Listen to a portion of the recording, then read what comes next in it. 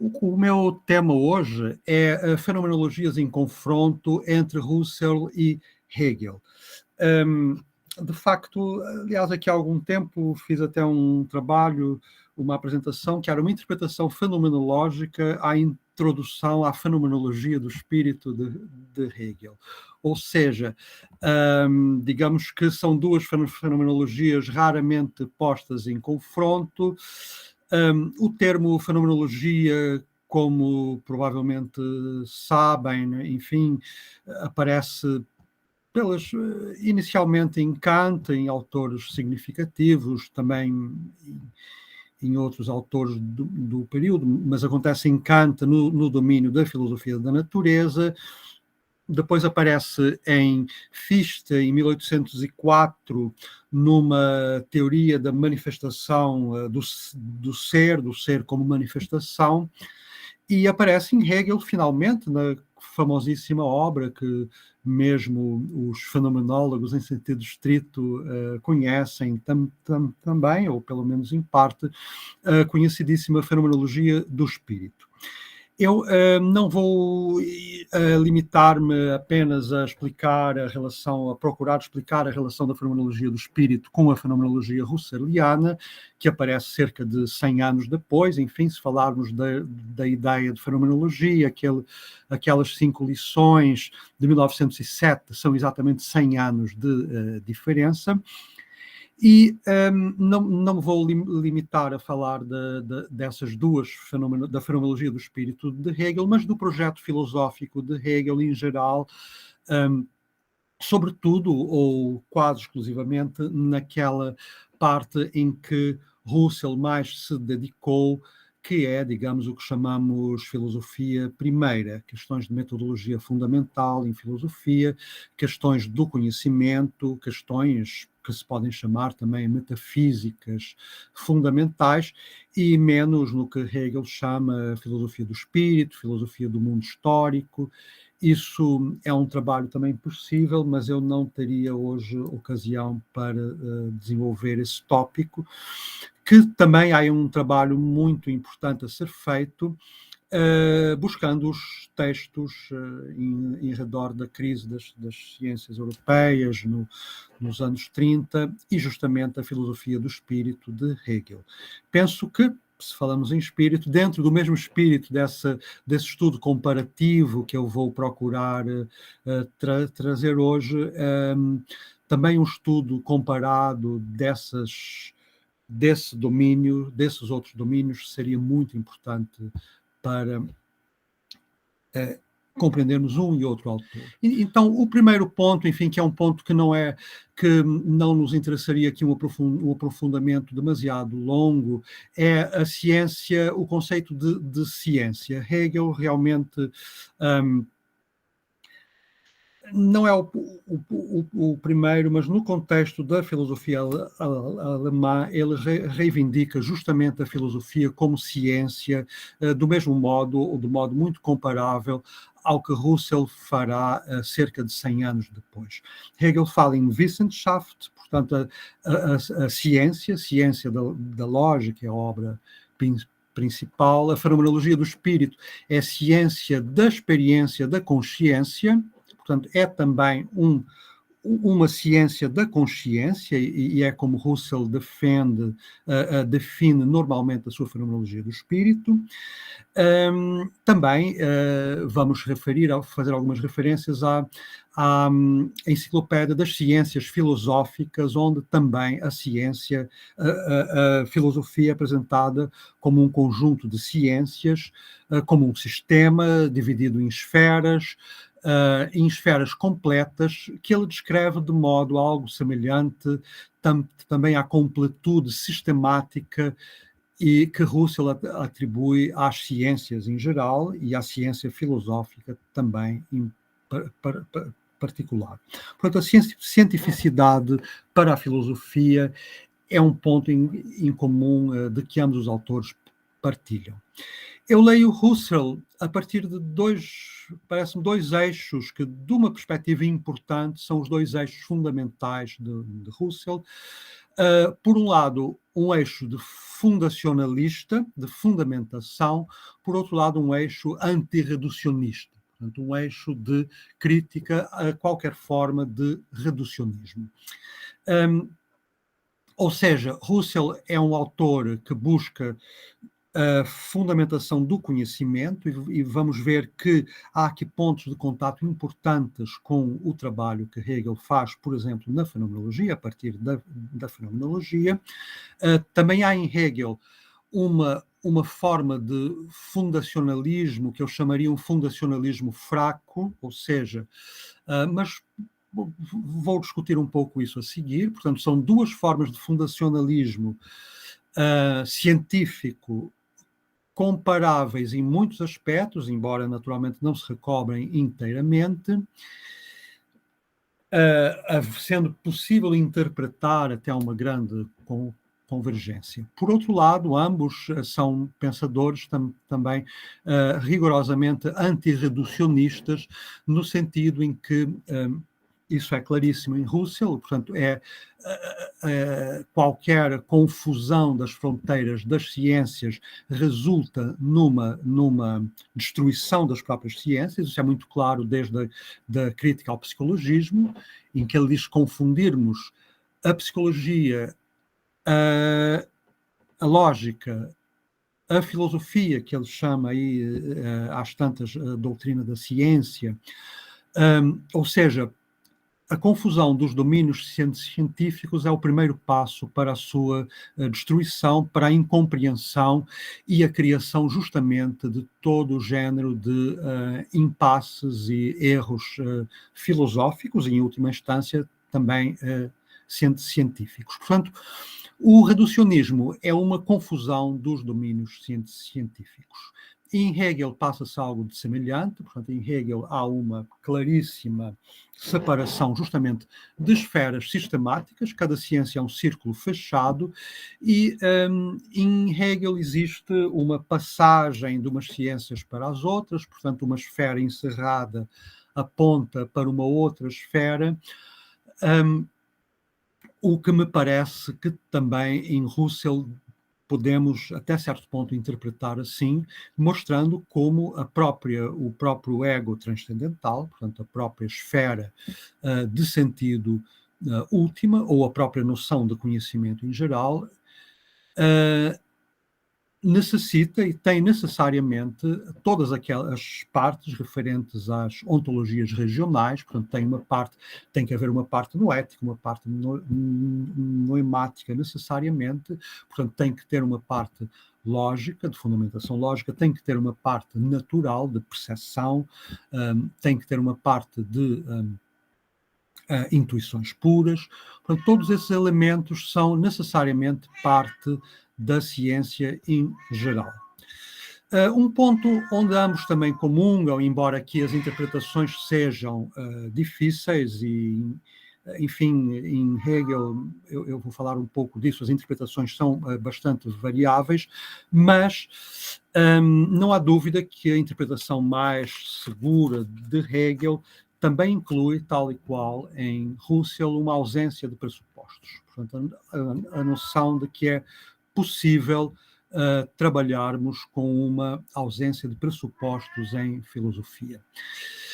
E na própria fundamentação do conhecimento. Naturalmente, eu diria mesmo que filósofos como Heidegger ou Gadamer, da tradição, ou Ricard, que se reivindicam da tradição fenomenológica, não me parecem ser legítimos reivindicantes desse título de fenomenólogos, porque a fenomenologia implica uma ausência de pressupostos. De outro modo, ela deixa de ser fenomenologia em sentido próprio.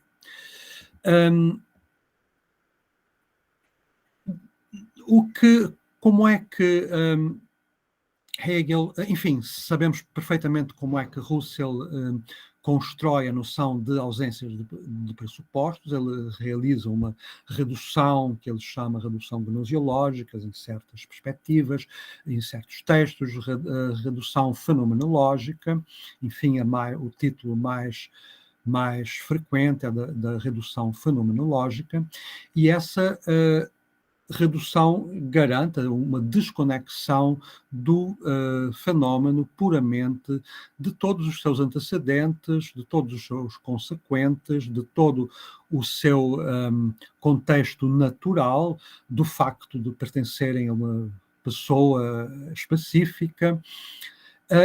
Essa possibilidade de uma redução é algo que estamos permanentemente a fazer no nosso pensamento, na nossa discussão, na nossa escrita, na nossa fala.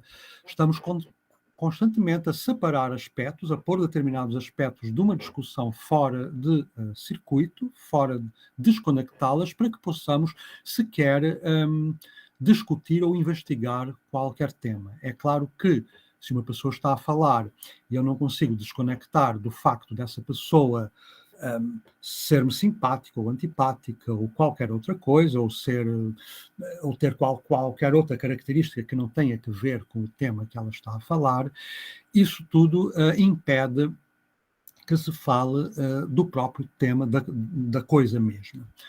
Entre todas as reduções possíveis e necessárias em todo o discurso científico e também no discurso natural, em todo o discurso, em todo o conhecimento, privilegia-se naturalmente a redução fenomenológica, que permite alcançar uma pura posição, o fenómeno como pura posição. O tema é interessante da posição pura, porque é um tema fichtiano, um outro autor com que eu tenho tido o gosto de traduzir e investigar. Essa noção, então, de uma posição absoluta, uma pura autoposição absoluta do fenómeno, é aquilo que, então, na filosofia do idealismo alemão, se chamaria, talvez impropriamente, um princípio fundamental. Em Husserl não me parece que haja princípios nesse sentido estrito, de algo a partir do qual se possa deduzir à maneira cartesiana, numa linha de pensamento hipotético dedutiva, ou mesmo na noção de princípio que havia no idealismo alemão, de que Hegel participa, de que o princípio é um absoluto, em alguns casos, metafisicamente carregado, como uma substância metafísica ou ontologicamente carregada, ou como um princípio a partir do qual se pode deduzir uma série de coisas. Em Husserl, essa concepção parece-me estar bastante reinterpretada, e em Hegel, Hegel recusa justamente a ideia de um princípio. Portanto, ambos comungam da ideia da ausência de pressupostos, ambos têm uma ideia fundacionalista. Em Hegel, esse fundacionalismo passa também por uma ausência de pressupostos. Portanto, nesse aspecto, as duas fenomenologias de Husserl e de Hegel vão no mesmo sentido, em algo que atualmente é impopular, portanto, não é um tema de forma alguma consensual no pensamento do século XX, e estou convencido que muito do pensamento do século XX destinou-se um pouco a minar essa ideia de uma filosofia sem pressupostos. Essa ausência de pressupostos em Husserl, então, passa pela redução fenomenológica, por essa desconexão. Em Hegel, a ausência de pressupostos passa por um sentido de destruição, por assim dizer, de destruição de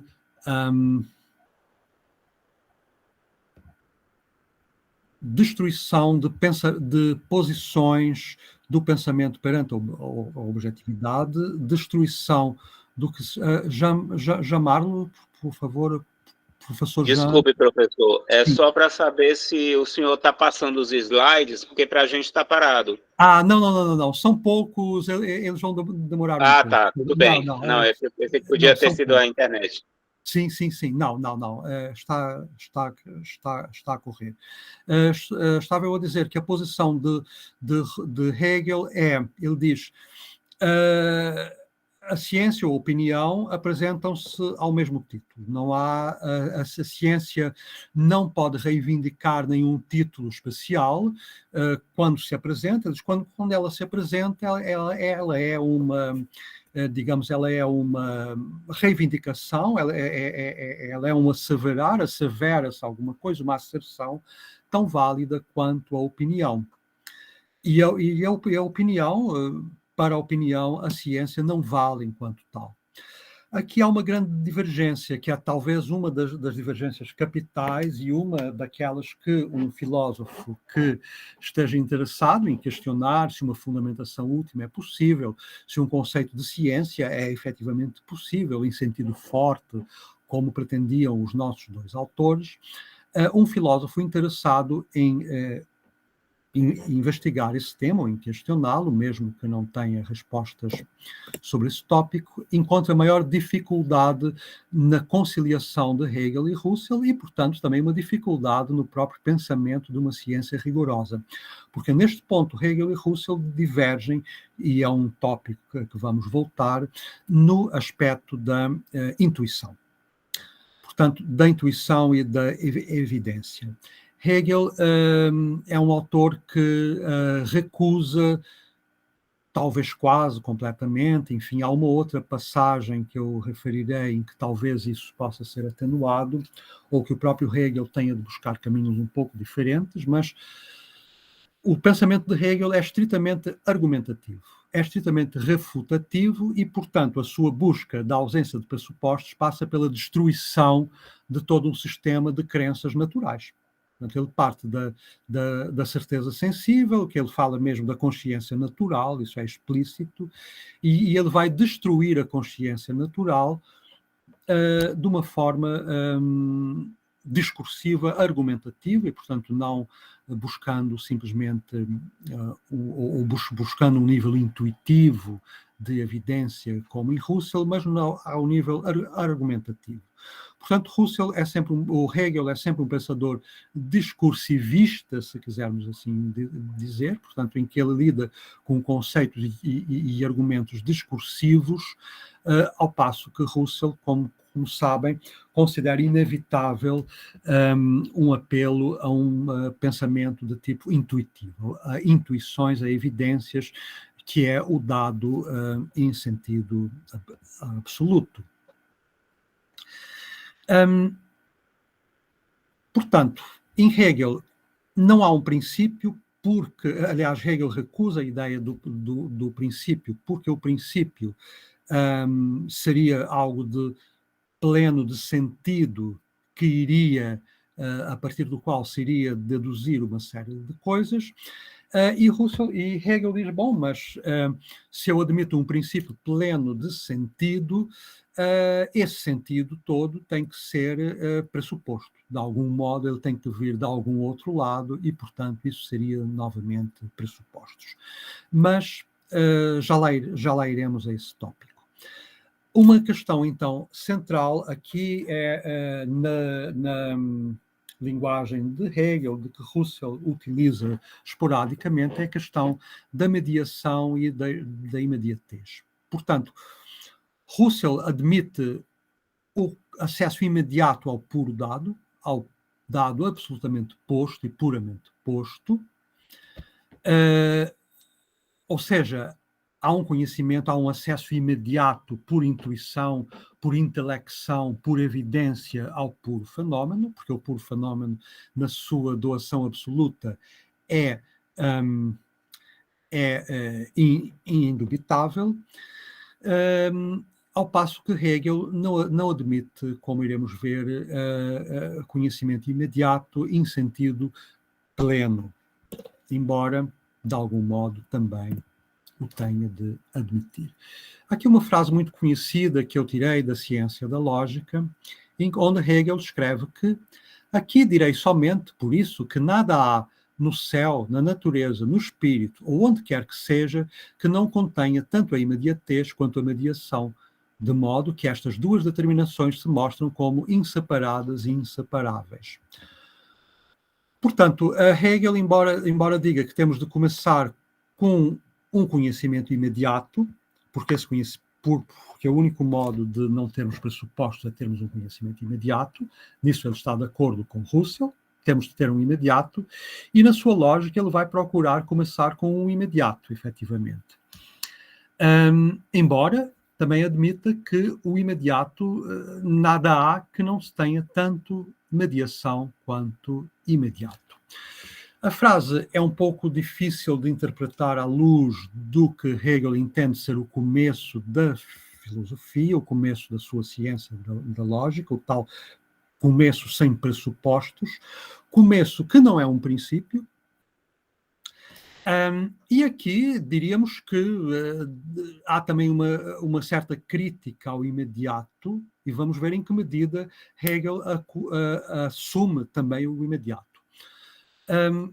Como Russell se posicionaria perante esta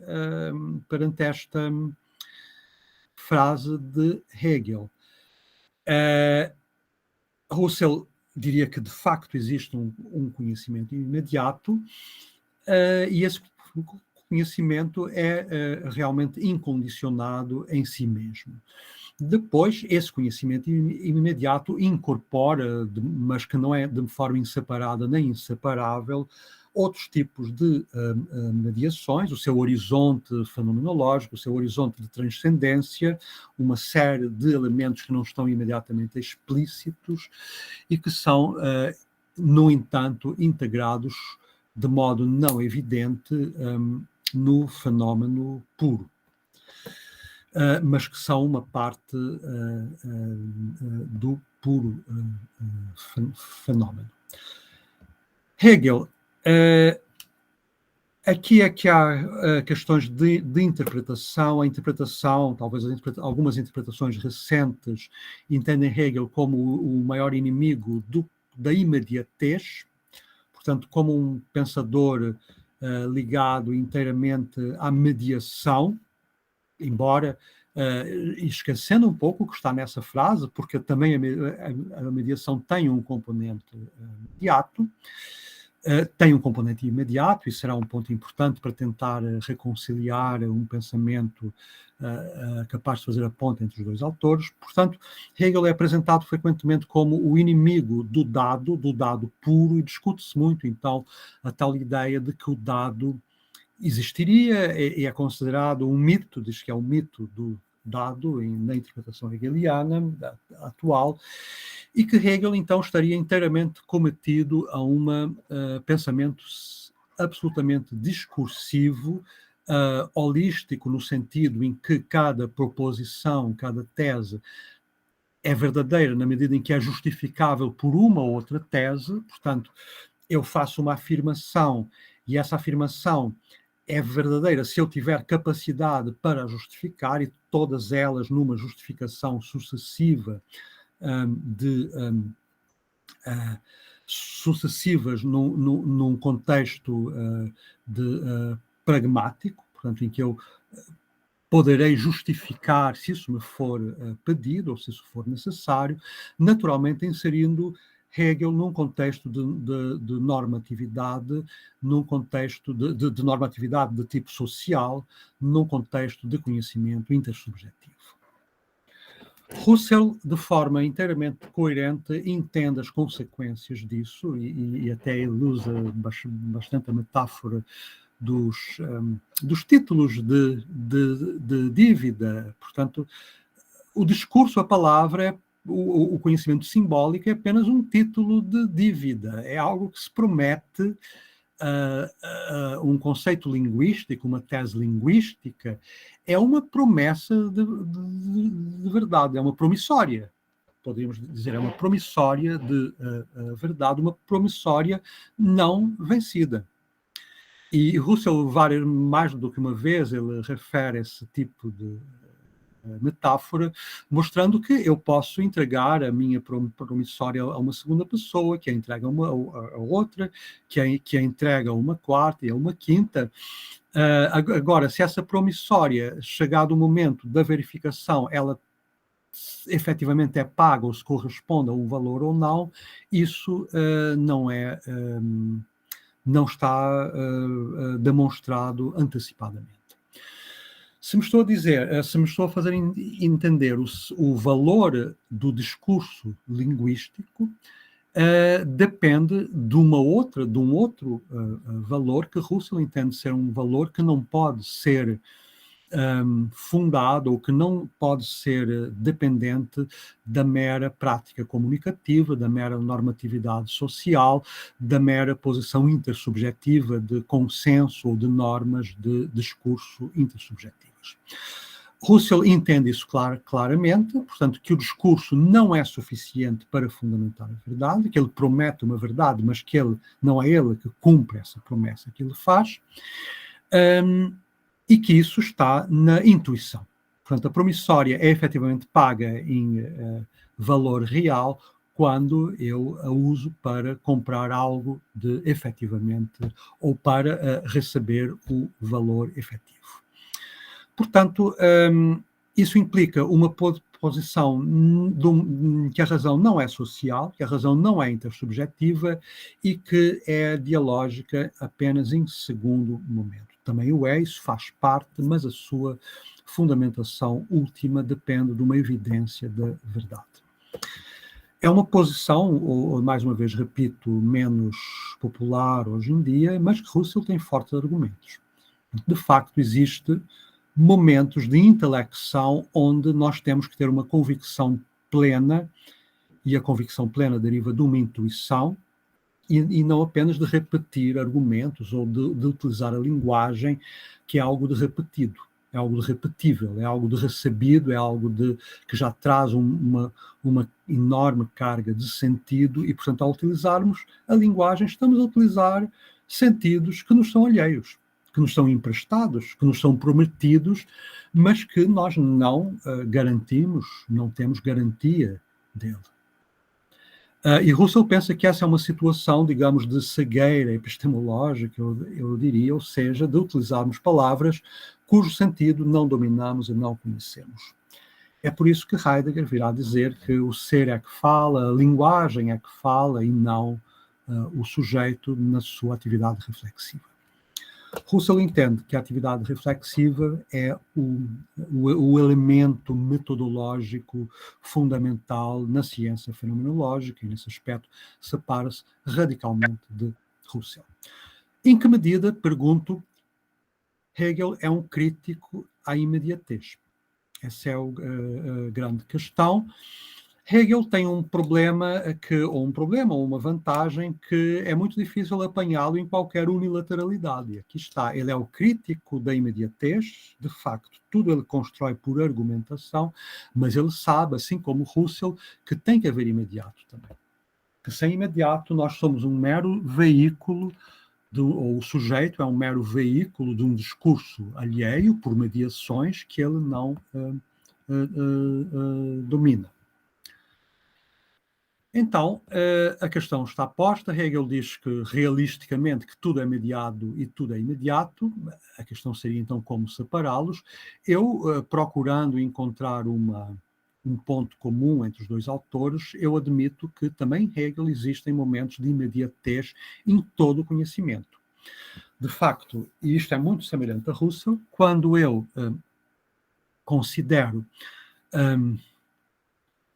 qualquer objeto, seja um objeto pensável, portanto um objeto categorial, seja um objeto da percepção, seja um objeto da imaginação, a qualquer nível, e aqui julgo que seria, a visão fenomenológica é muito importante e interessante. Russell diz que temos sempre aí fazemos uma redução e temos sempre não só aquele particular ou aquele singular dado posto de forma incondicionada e absoluta, mas também temos uma essência, a essência desse objeto dado a qualquer nível, em qualquer forma de apreensão, em qualquer modalidade que ele seja dado, é dado o singular, mas é dada também a sua essência. Portanto, conhecerão por qualquer objeto, por mais comezinho, por mais simples que seja, ele tem uma dimensão, ele tem uma essência, e essa essência faz parte do nosso conhecimento dele, qualquer que seja o conhecimento. E Hegel também admite que qualquer objeto que nos seja dado, seja um objeto de convicção, de expectativa, de pensamento, de percepção, ele tem um momento imediato em que ele é dado em si mesmo, em que ele se basta em si mesmo, que ele está separado das suas mediações. Nesse momento de imediatez, eu penso que os dois autores coincidem. Hegel, no entanto, pensa que esse momento de imediatez é necessariamente inseparável do todo de mediações em que o objeto necessariamente está inserido. E mais, Hegel considera que o objeto é constituído, em última instância, por essas mediações. Ou seja, o objeto é o que é por não ser tudo o resto.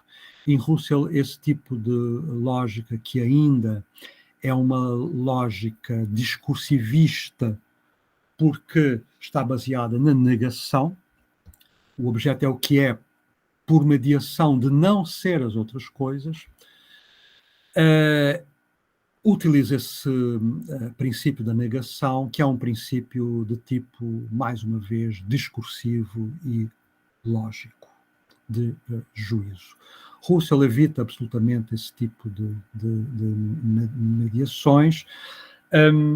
No que toca à negação, Husserl não é de todo um método importante, um operador importante no pensamento de Husserl, ao contrário de Hegel, onde ele é mesmo entendido como o elemento fulcral, o operador fundamental do pensamento hegeliano. O que é o tal puro começo, o tal fundamento primeiro, fundamento fraco, que não é fundamento, para Hegel, é o ser. Eu vou ler o início da ciência da lógica. Ser, puro ser, sem mais nenhuma outra determinação. Na sua imediatez indeterminada, o ser é igual somente a si próprio e não é tampouco desigual perante outro. Não tem nenhuma diversidade dentro de si próprio ou para fora. Se qualquer determinação ou conteúdo nele fosse diferenciado, ou se ele fosse posto como diferente de um outro, o ser não seria tomado na sua pureza. Ele é a pura indeterminidade e o vazio. Nada há nele para ser intuído, se aqui se puder falar de intuição, ou há tão só esse próprio intuir puro e vazio. Tampouco há nele algo para pensar, ou, do mesmo modo, ele é somente este puro pensar. O ser, o imediato indeterminado, não é de facto nada, e não é nem mais nem menos do que o nada. O que é que isso nos pode ajudar a comparar, a entender, de algum modo entendermos o que é o fundamento da filosofia, o que é o fundamento do pensamento, numa versão husserliana ou numa versão hegeliana? Hegel, como eu disse, ele, a sua fenomenologia do espírito, é uma destruição sistemática da consciência natural e de todas as convicções naturais em que um sujeito se opõe a um objeto. É, de algum modo, uma análise destrutiva de teses intencionais acerca do mundo, mostrando, através de um procedimento cético, crítico, que todas essas posições, a primeira das quais é, por exemplo, a certeza sensível. Hegel começa a dizer, bom, o que é que a consciência natural primeiro nos dá? O que é verdade? É isto aqui e agora. Este objeto à minha frente, que eu toco, que eu vejo, que eu sinto.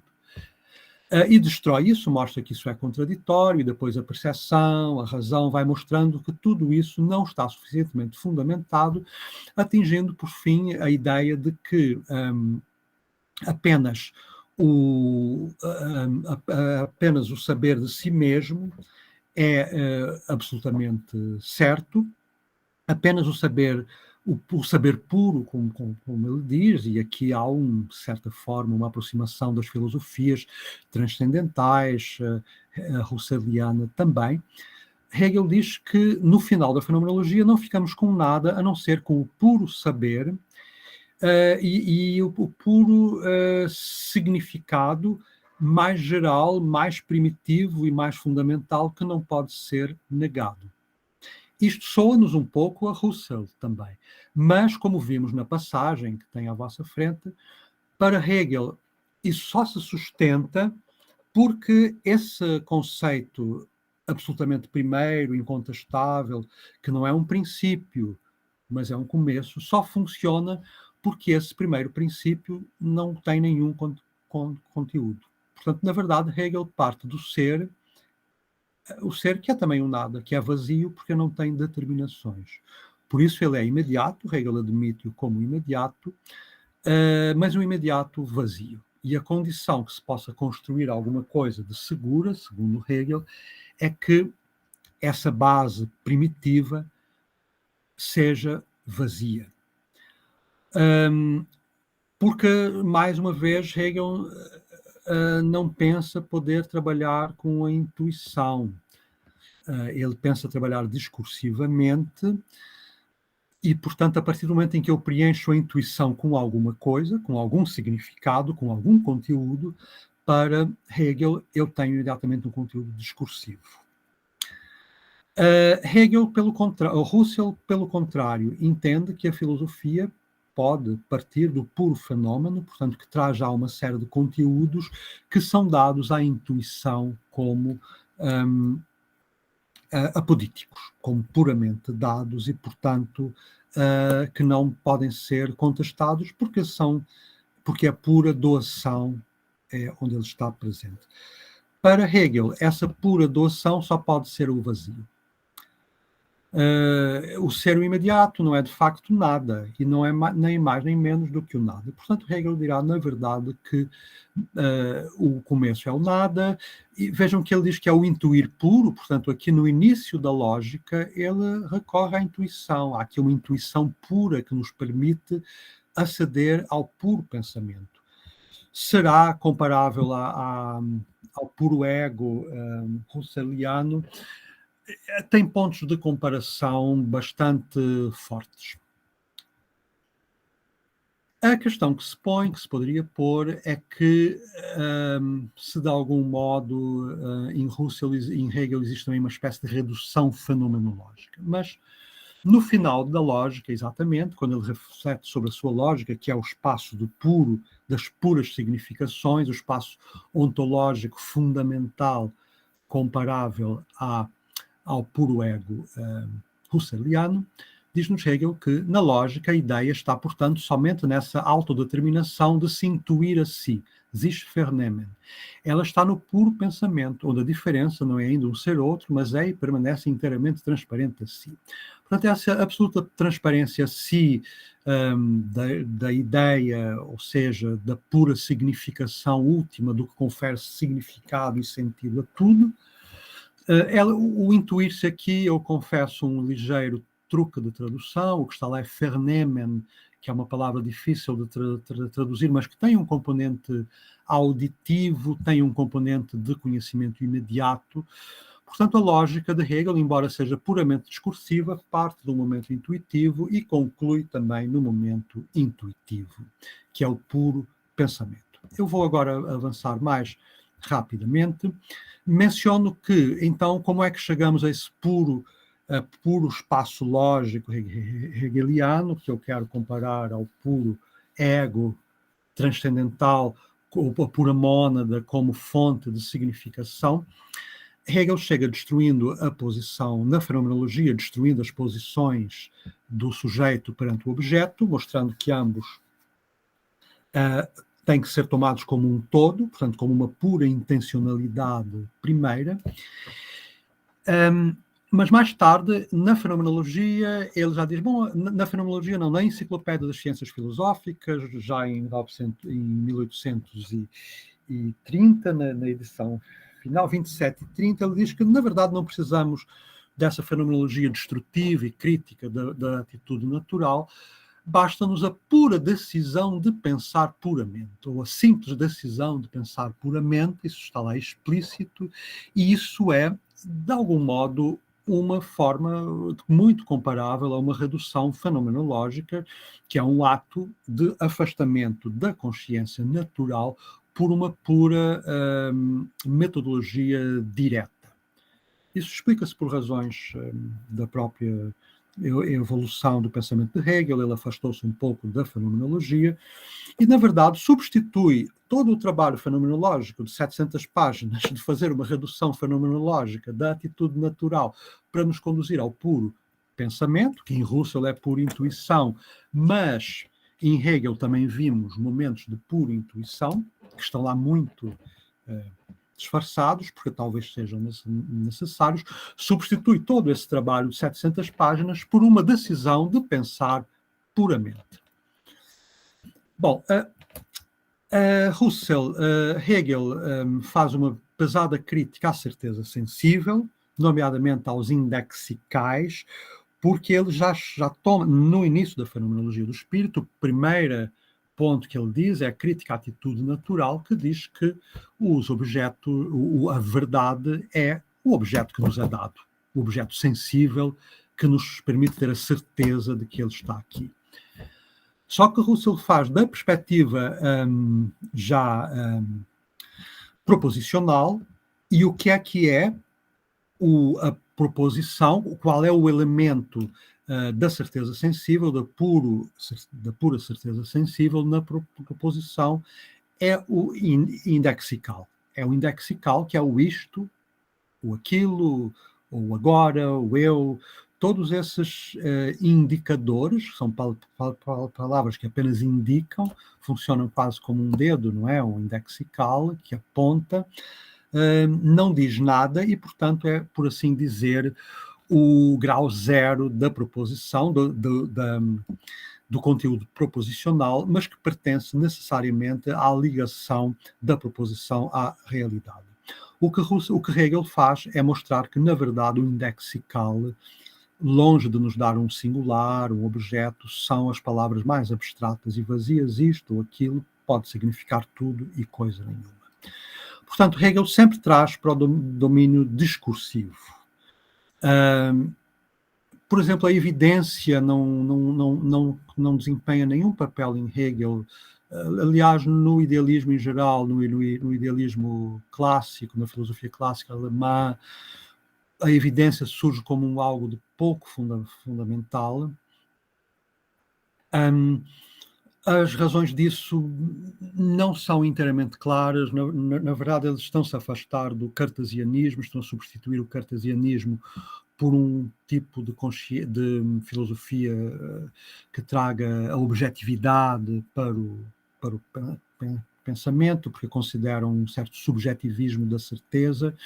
Aliás, e isso é quase anedótico, o que Russell diz sobre a certeza não é de todo racional, a certeza é a afirmação de si que ele diz que é típica dos animais. Portanto, digamos, o animal afirma a sua certeza ao alimentar-se, ao devorar outro animal, por exemplo. Não é? Portanto, a certeza não é algo que possa fundamentar uma filosofia, pelo contrário, é inteiramente uma posição inteiramente empírica, individual. Naturalmente, Russell, ciente disso, um dos grandes temas é demonstrar que a certeza e que a evidência não são um sentimento. E nesse aspecto, a crítica de Hegel, nesses aspectos da certeza animal, seria muito discutível a partir dos argumentos russellianos. De facto, continuando um pouco mais, bom, o nosso ponto onde estamos, eu não queria avançar demasiado rápido, embora seja a altura de o fazer. Portanto, um ponto central aqui é a ligação da filosofia transcendental com a dialética. É um ponto central para entendermos essa questão, essa comparação, mas leiamos da enciclopédia de Hegel. A dialética é este ir além imanente, onde a unilateralidade e a limitação das determinações do entendimento se expõem como aquilo que são, a saber, como a sua negação. Todo o finito é assim. superar-se a si mesmo. O elemento dialético constitui, por isso, a alma motriz do procedimento científico e é o princípio de que unicamente provém a conexão imanente e necessidade do conteúdo da ciência, assim como nele reside, antes de tudo mais, a verdadeira elevação não exterior acima do finito.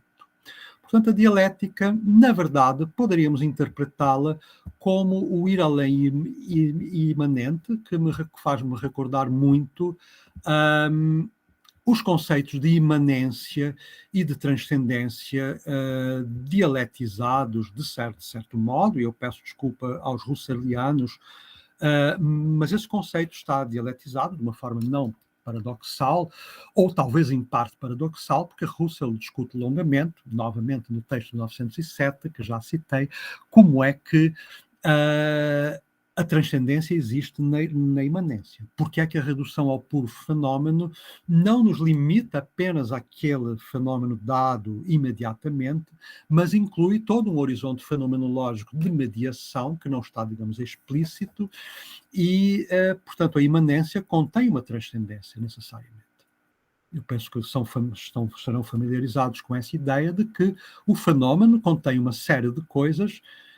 O fenómeno mais simples da percepção, vocês estão a ver, mas não estão a ver as minhas costas, não é? Mas o fenómeno completo, se me estivessem a ver em pessoa, são as coisas mesmas, as coisas em carne e osso, que é a totalidade do objeto percepcionado e não apenas um dos lados, não é? Portanto, o fenómeno inclui esse todo significativo, que é o seu sentido e a sua essência, e isso é que é o fenómeno puro e não apenas uma parte ou a vivência fragmentária, como Russell diz. Não é? Portanto, parece-me especialmente interessante comparar a dialética como um ir além imanente com a própria noção russelliana de uma transcendência do fenómeno. O problema da contradição em Russell e Hegel, o Russell, que eu saiba, não cita Hegel muitas vezes, mas enfim, é certo que isto é dos prolegómenos, a lógica pura, é certo que no pensar fáctico do homem normal não ocorre, regra geral, a negação efetiva de uma lei do pensar, mas dificilmente se poderá afirmar que não possa em geral ocorrer no homem, depois de grandes filósofos como Epicuro e Hegel terem negado o princípio da não contradição. Talvez que também a este propósito estejam próximos o gênio e a loucura. Talvez que também entre os loucos haja quem negue as leis do pensar. Eu aqui diria que Russell quase insinua que Hegel é um louco, não é? Por negar o princípio da não contradição, que é um gênio, a genialidade está próxima da loucura, não é? De qualquer modo, eu penso que o modo como Russell está a ver aqui o princípio da não contradição não é o modo como Hegel o critica, e de algum modo a questão da intencionalidade estará mais próxima daquilo, da intencionalidade estará mais próxima da dialética hegeliana do que talvez Russell pretendesse. Veja-se o que Russell diz no parágrafo 84 das Ideias. Entendemos por intencionalidade a propriedade das vivências de ser consciência de algo. Em primeiro lugar, fomos confrontados no cogito, que é explícito, com esta propriedade maravilhosa para que remetem todos os enigmas da teoria da razão e metafísicos. Enigmas metafísicos. Um percepcionar é percepcionar de algo, pode dizer-se de alguma coisa. Em cada cogito real, um olhar irradiante se dirige, a partir do puro eu, ao objeto do respectivo correlato da consciência, à coisa, ao estado de coisas, etc.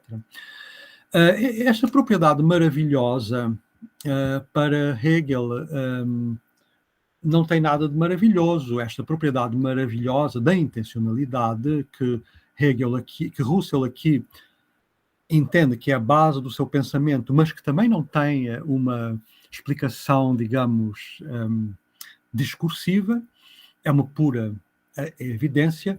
Para Hegel é apenas uma expressão dialética. Ou seja, Hegel, na verdade, está a tentar subsumir, está a tentar apreender essa propriedade maravilhosa, paradoxal, de forma discursiva, e daí a sua dialética. dialética, e nessa medida Hegel não é de todo estranho às noções de intencionalidade, não é?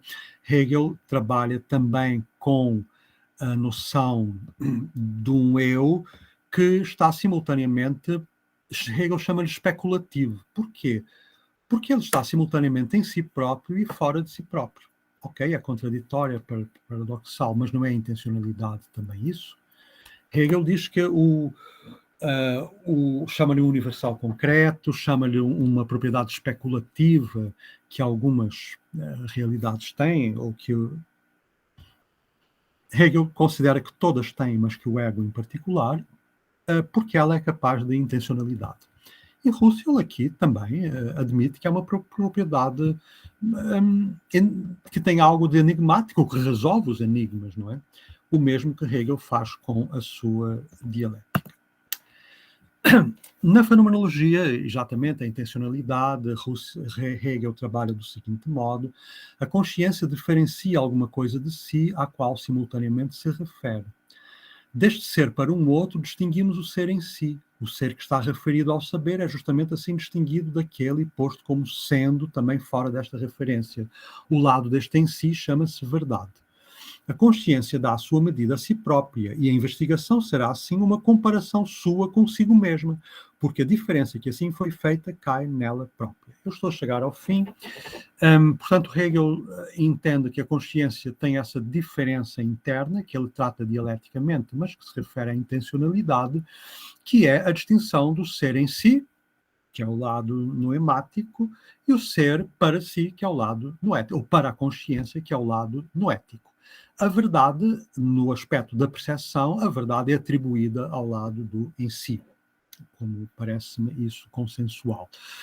E também entende, então, que a consciência, de algum modo, é capaz, não precisa de nenhum dado externo para construir a sua ciência própria e a sua verdade, mas ela compara-se consigo mesma e dá a si mesma a sua verdade, algo com que Husserl estaria bastante de acordo. Bom, haveria mais tópicos interessantes, mas eu vou tentar concluir.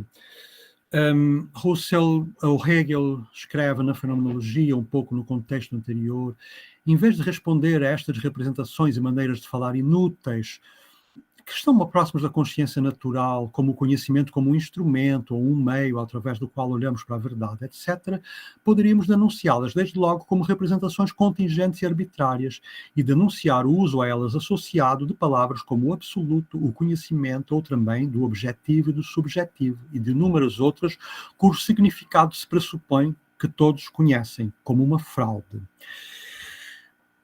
Isto é para concluir. Husserl há uma passagem que ele diz que a fenomenologia é também, na crise das ciências, é também um combate pelo significado das palavras. Isso aparece desde os prolegómenos até à crise. Quando falamos de conhecimento, quando falamos de verdade, as palavras têm um significado. Quando falamos de objetivo, quando falamos de absoluto, mudar esses significados, Hegel aqui apresenta como uma fraude. É um pouco como eu falei há pouco de promissórias fraudulentas, não é? Que depois não são pagas numa intuição autêntica. E, portanto, eu julgo que Husserl subscreveria essa ideia de que as palavras têm um significado e só podem funcionar e construir um horizonte de sentido porque elas têm significado, e esse significado é um significado objetivo. Portanto, é um significado essencial, a verdade é essencialmente alguma coisa, o conhecimento também é, e toda a fenomenologia é a busca desse significado, dessas palavras, desse vocabulário fundamental da epistemologia. Nesse sentido, também a lógica de Hegel não faz muito diferente. Enfim, são autores que divergem fundamentalmente no papel da discursividade e da intuição, mas são autores que têm um projeto largamente comum.